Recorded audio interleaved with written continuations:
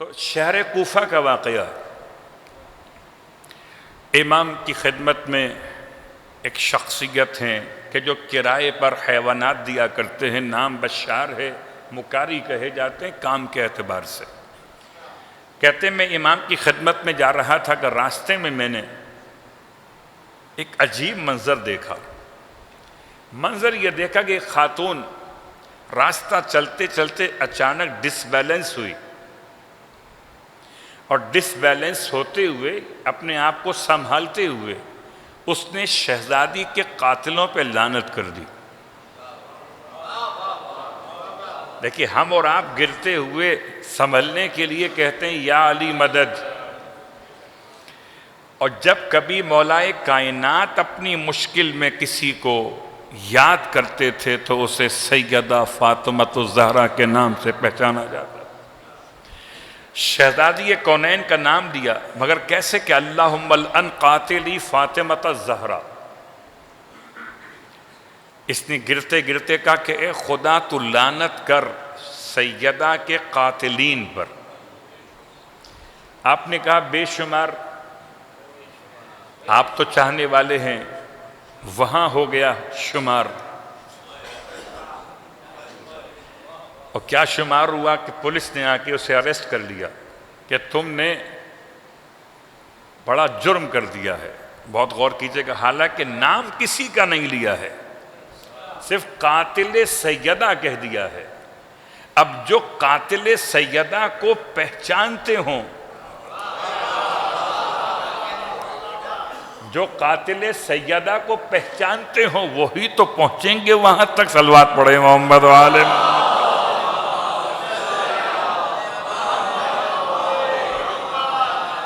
ورنہ سیدھا سیدھا پرچہ کٹتا ہے نامعلوم افراد کے خلاف۔ اگر معلوم نہ ہو کہ شہزادی کونین کے قاتل کون ہیں تو کیا کہیں گے یہ نامعلوم افراد تھے؟ تو نامعلوم افراد کہنے میں کسی کا مسئلہ نہیں ہو سکتا۔ تو چونکہ اس نے جملہ کہا کہ اللہم العن قاتلی فاطمۃ الزہرا، اور یہ جملہ آپ یاد کر لیجئے، اپنی مشکلات میں ایک خادم ہونے کی حیثیت میں حقیر، طالب علم ہونے کی حیثیت میں سمجھتا ہوں کہ لعنت پڑھنے میں جو قبولیت دعا کا مرحلہ ہے وہ شاید زیادہ نزدیک تر ہے۔ کیوں؟ اس لیے کہ درود میں معرفت چاہیے اور لعنت میں صرف محبت چاہیے۔ تو معرفت تو ذرا مشکل کام ہے، محبت تو صلوات پڑھے محمد و آل محمد۔ معرفت اب اس نے جو پڑھا ہے، خاتون نے گرتے ہوئے اسے پولیس نے اریسٹ کر لیا اور اسے کھینچتے ہوئے، جیسے اسٹائل ہوتا ہے پولیس والوں کا، ویسے لے گئے۔ بشار کہتے ہیں میری آنکھوں سے آنسو جاری ہیں کہ کیا جرم ہے، کیا خطا ہے، اس نے کس کو برا کہہ دیا ہے، اس نے کون سا لاؤڈ اسپیکر پہ اعلان کر دیا ہے۔ بیچاری گرتے ہوئے سیدہ کو یاد کر رہی تھی۔ اللہ اکبر! یاد رکھیے گا، جب کبھی معصوم، خاص پانچویں امام کے بارے میں روایت کہتی، جب کبھی آپ بخار کی کیفیت میں ہوتے تھے اور جسم شدید گرم ہوتا تھا تو اپنے وجود مقدس پر ٹھنڈے پانی کے چھینٹے مارتے تھے اور ایک جملہ زبان سے ادا کرتے تھے، واہ فاطمہ زہرا، کہ جلتے ہوئے دروازے کی شدت تپش نے جو سیدہ پر قیامت ڈھائی ہے وہ تو پڑھی کہاں جاتی ہے۔ اللہ اکبر! کیا جملہ استعمال کروں کہ واقعاً جب کبھی ہم اور آپ اپنی مشکلات اور پریشانیوں میں گھر جائیں تو سب سے بہترین وظیفہ ہے شہزادی کونین کو یاد کیجیے۔ تو شہزادی کونین کا نام لے کر توسل کرنے کے بہت سارے انداز ہیں، ایک یہ بھی ہے اللہم العن قاتلی فاطمۃ الزہرا۔ اس نے یہ پڑھا، اسے سپاہیوں نے اریسٹ کر لیا۔ بشار کہتے ہیں میں امام کی خدمت میں گیا تو ضرور، سلام عرض کیا، امام نے سلام کا جواب بھی دیا، شفقت اور دعا عنایت فرمائی۔ آپ کے سامنے سیحانی کھجوروں کا ایک خوان رکھا ہوا تھا، آپ اس میں سے نوش فرما رہے تھے۔ آپ نے مجھے دعوت دی کہ آئیے بیٹھ جائیے بشار، آپ بھی کھائیے۔ بشار کہتے ہیں مولا سے، مولا میری طبیعت کھانے کے لیے مائل نہیں ہے۔ امام فرماتے ہیں بشار ہوا کیا ہے؟ اب جو آنسو چھپا رکھے تھے، بشار کی آنکھوں سے وہ آنسو باہر نکل آئے۔ امام سے پورا واقعہ بیان کیا۔ امام سب جانتے ہیں بشار پر کیا گزری، امام سب جانتے ہیں۔ یہ سننا سنانا تو سننے سنانے والوں کے لیے ہے۔ اگر وہ نہ سوال فرماتے تو آج ہم کیا بیان فرماتے؟ امام نے سوال کیا، اس کا مطلب یہ ہرگز نہیں ہے کہ امام نہیں جانتے، اللہ یعوذ باللہ من ذالک، امام جانتے ہیں۔ اور جو نہ جانتا وہ امام کیسے ہوگا؟ اللہ اکبر۔ امام نے سوال کیا، مسئلہ کیا ہے؟ پورا واقعہ بیان کر دیا۔ امام کی آنکھوں سے آنسو رواں ہوئے اور اتنا روئے کہ ریشے مقدس آنسوؤں سے تر ہو گئے۔ بشار کہتے ہیں امام نے میرا ہاتھ تھاما، فرمایا چلو بشار مسجد سہلا چلتے۔ حالانکہ وہاں سے قریب مسجد کوفہ تھی، اب مسجد کوفہ نہیں گئے، وہاں سے کچھ اور نزدیک شاید اور بھی مقامات قبولیت دعا تھے، ان میں سے کسی میں نہیں گئے۔ کل کی بات سے آج کی بات کو ملا رہا ہو، وہ کون سا سورہ ہے جو سیدہ کو اور امام زمان کو ملا کے پڑھا جا سکتا ہے؟ اس بات کو مربوط کرتے ہوئے کہ شہزادی کونین کے قاتلوں پر اگر کوئی لعنت کرے تو اس کی ضمانت کون کروائے گا؟ امام ہاتھ تھام کر بشار کا لائے ہیں مسجد سہلا کے اندر، اور وسط مسجد میں امام نے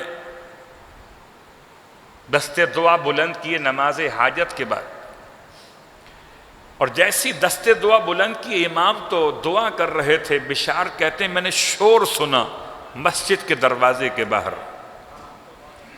کہتے ہیں شور سن کے باہر گیا تو پتہ چلا کہ جس خاتون کو اریسٹ کیا تھا اسے رہا کر دیا گیا،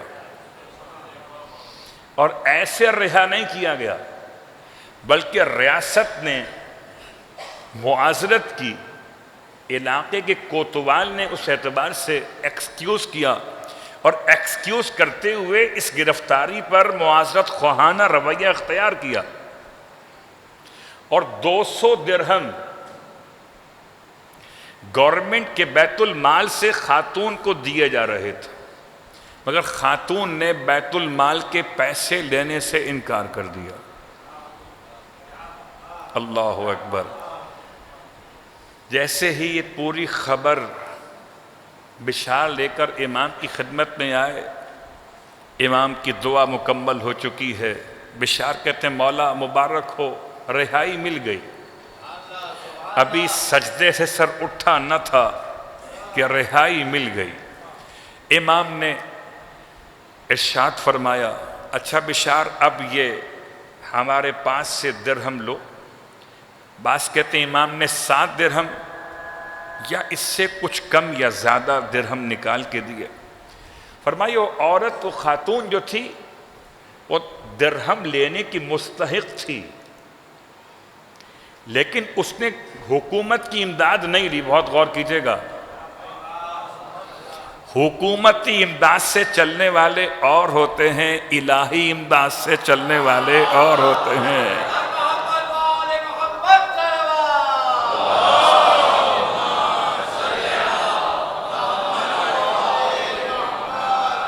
امام نے بشار کو روانہ کیا، بشار یہ درہم لے کے جاؤ اور جا کر اس خاتون کو کہنا کہ زمانے کا امام یعنی کہ امام صادق علیہ السلام تمہیں سلام کہتے ہیں۔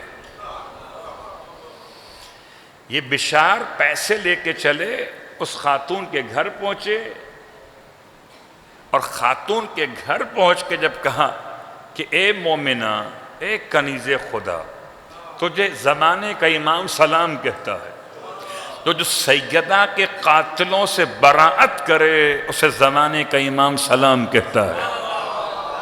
اللہ اکبر. یہ جملہ سنا خاتون یقین نہیں آیا. کہتے ہیں اس خاتون نے دوبارہ کا پھر کہنا شاید میں نے سنا صحیح نہیں ہے کہ امام زمان تمہیں سلام کہتے ہیں. کہ پھر دوبارہ کہنا. 3 دفعہ کہلوایا.